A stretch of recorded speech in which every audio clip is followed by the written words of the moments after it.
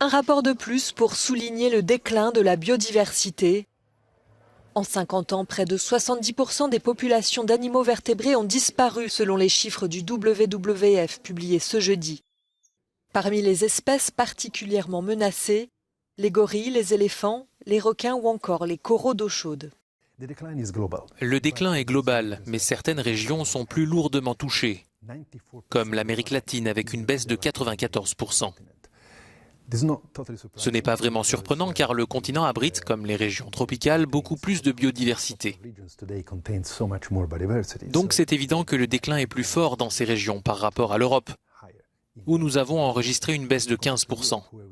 En fait, la raison est que l'Europe a perdu sa faune bien avant.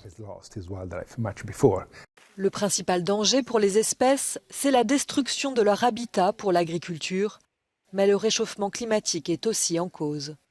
Nous devons arrêter avec cette idée que nous pouvons continuer à prendre la nature comme un acquis. Nous ne pouvons pas continuer à nous développer en détruisant, en gâchant, sans prendre en compte les conséquences de la dégradation de l'environnement. Il y a des conséquences.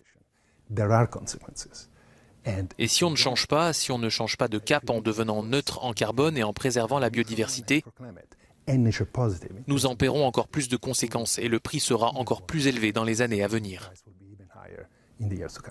Le réchauffement climatique est en passe de devenir la plus grande menace pour la biodiversité selon l'ONG. La situation est dramatique mais pas désespérée.